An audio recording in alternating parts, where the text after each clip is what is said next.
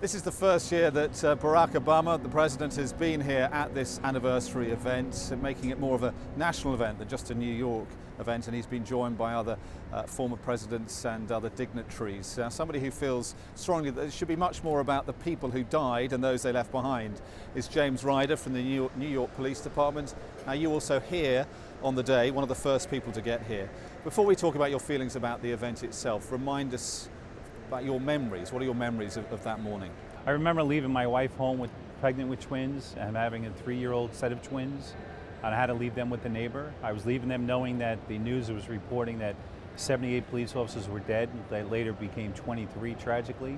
And I remember not knowing when it was I was coming home, and I was going into something I had never experienced before.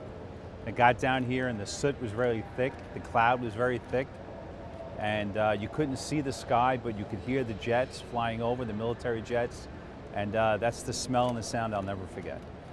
We've all got used to seeing those pictures as much as you can get used to it, but what was it like for you seeing the unthinkable happening in the heart of Manhattan? It was the unthinkable. It's something that you can't be prepared for. It's something you can't train for.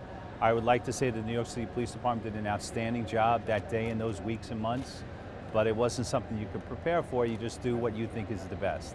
Now, you've campaigned, I think it's fair to say, to make this very much a family event about the relatives and those who died and those they left behind.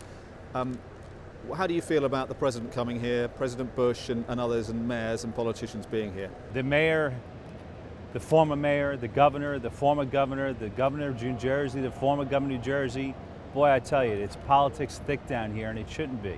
The family of those who died on that day are here, and that's important.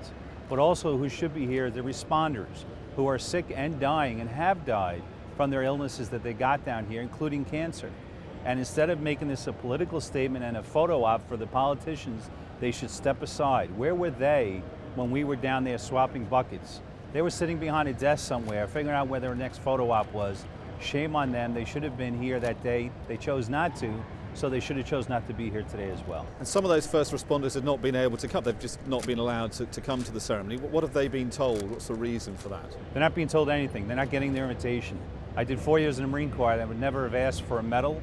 If my commanding officer wanted to give me a medal, I'd take it with honor. I would take this invitation with honor, but they choose not to give us that invitation. They don't want us here. They know we're loud and we're proud and we're here for the responders and the heroes who are dying, and they don't want us here because they don't want that loud and proud here. What do you say to people who say that this is a national event now, 10 years on? You need the president here to represent the people. He's articulating, in a sense, by being here, the fact that this is an American event. It's a national event, and he's representing all the American people here by being here. He is indeed. I'm not a supporter of President Obama, but he's our commander-in-chief, and I support him being here. And I think it's important for the families to know that our president's behind them. But this is more about people than it is about politics. President Obama and Mayor Bloomberg are smart people.